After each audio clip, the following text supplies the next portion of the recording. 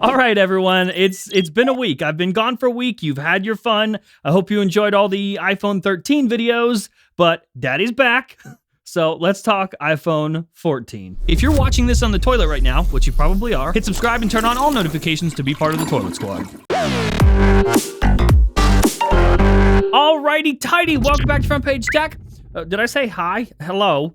Welcome back to Front Page Tech, the show that gives you all the latest tech news from one geek. That's me. To another, that is you, FPT.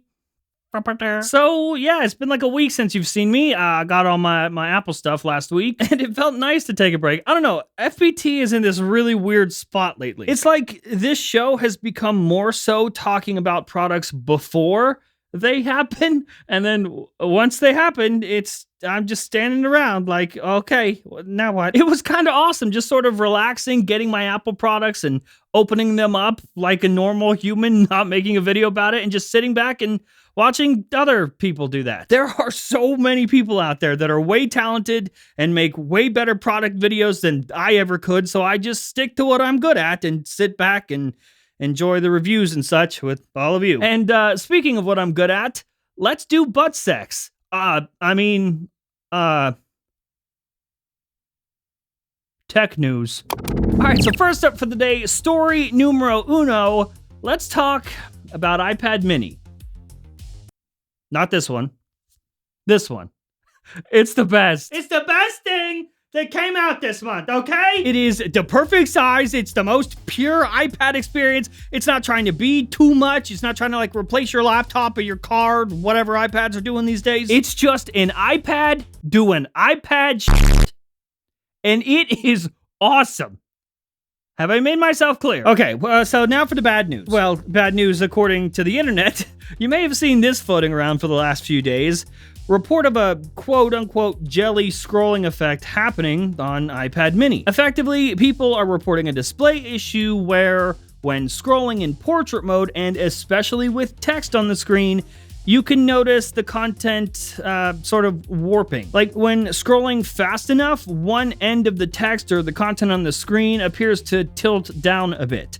It's largely unnoticeable until it is. And of course, just like that, there it is. We got ourselves a brand new gate, everyone. Hashtag Jellygate. Put it right up there alongside ChargeGate, will ya? You know, the iPhone XS thing that happened. Oh, what about Bendgate? You know, the art of purposely bending iPads in half and then pretending to be shocked that a sheet of glass and aluminum bent. Yeah, that was so much fun. I enjoyed that a lot. Okay, I'll calm down. The people, the ones that are losing their minds over this, what they are not saying is that this is not an iPad mini issue. It's a 60 hertz issue. Here is the same thing happening on my 2020 iPad Air. That's weird how my iPad Air got the iPad mini issue. That's strange, huh? Seriously, if you have one, a 2020 iPad Air, go ahead and try it yourself. Put your iPad Air in landscape and start scrolling like this. You'll see it, but of course, that wasn't in the news. Shocker. It can also be seen happening on this iPhone 12 Pro. This was tweeted by The Verge's Dieter Bohn.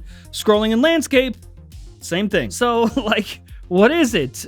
What is it about the iPad mini? How and why is this an iPad mini issue? The same thing happened on everyone's iPad Air, but how come no one noticed it then? Well, because no one on Twitter told you about it. You see, what happened here is that a few people with a following on Twitter pointed it out, and now, suddenly, conveniently, everyone notices it. It's only a problem because someone else told you to look for it, and now you can't unsee it. It's a simple case of confirmation bias. Now, am I just pretending that this isn't an issue? No, this is a real thing, this is a real issue, and it exists.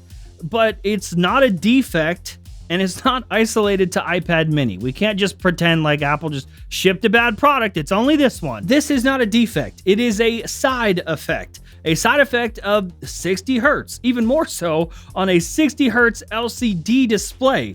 And I'm sure those of you coming from your iPhone 13 Pro with 120 hertz, or even an iPad Pro with 120 hertz, when you pick up that iPad mini, sure, yeah, I'm sure you're easily going to notice the display, quote-unquote, issue once you pick up your 60 hertz LCD iPad mini. And go ahead, call me an Apple sheep or whatever you're going to do in the comments. That's fine. Listen, Apple has a lot of issues. There are real issues. This, not one of them. Let's not pretend. Can we not? And plus, will you leave the iPad mini alone? All right? This is the official, I hereby declare, this is official, hold up in court somewhere. This is the official device of the Toilet Squad, okay? This is it, iPad mini. And you don't talk shit about iPad mini here, okay? Do you understand? Good. Oh, hey, look, today's episode is sponsored by WeVPN, the best VPN on the market thanks to their advanced IP and DNS protection. They also just happen to be the industry leader for streaming, supporting over 400 streaming services. You can secure up to 10 devices at the same time with support for desktop and mobile devices, smart TVs, gaming consoles, browsers, and more. There's a bunch of reasons to try and love WeVPN, but the best way to learn more is to just try it for yourself. And right now, you can get 74% off of a 2-year subscription. They'll even add an extra 3 months for free. So go ahead, click the link, click it, get started today, and thank me later. All right, welcome back. You know what time it is. Let's talk about iPhone 14. So I don't know if you saw, but like just a few weeks ago, in fact, a week before the iPhone 13 event, we leaked the design of iPhone 14. In fact, it was such a crazy day that you all somehow got iPhone 14 trending all the way to number 2 on Twitter. Again, people, a week before the iPhone 13 was even announced. Did the iPhone 13 even trend on Twitter the day it was announced? I don't know. And I get it. You all probably just got your brand new iPhone 13 and I'm coming in like, skirt, trying to talk about 14. And by the way, 13?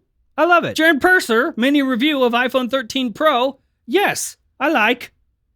Thanks for watching. See, just like I tried to tell you, not good. I'm not good at the review thing. Anyway, this past Sunday, in his Power On newsletter, Mark Gurman talked about the iPhone 14.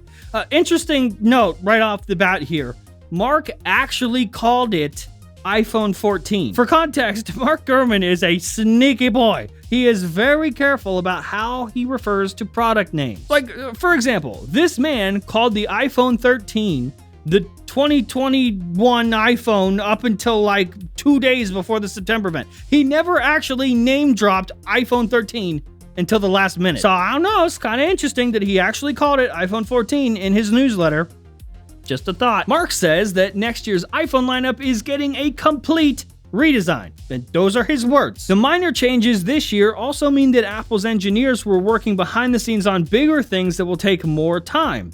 With the iPhone 14, you can expect new entry-level and Pro models and a complete redesign. He didn't say minor redesign. He didn't say slight redesign. The man said complete, meaning a whole new look. And I don't know about you, but this, the design that we leaked a few weeks ago, that looks like a complete redesign to me, doesn't it? The design here that we showed you is that of the iPhone 14 Pro Max. I believe we said that in the initial report as well. There will be 4 iPhone 14 models next year, but there won't be an iPhone 14 mini. Even when it came out and made the news that iPhone 12 mini sales were like the worst, they were terrible, and everyone was like, oh, they probably won't make another one. I came out here on this show and said, yes, there will be a 13 mini, but unfortunately, that will not be the case next year. So if you really wanted to buy an iPhone mini, like you keep looking at it, I'm talking to myself with this too. It's like, it looks so good, but you just can't get yourself to do it. You can't get yourself to pull the trigger.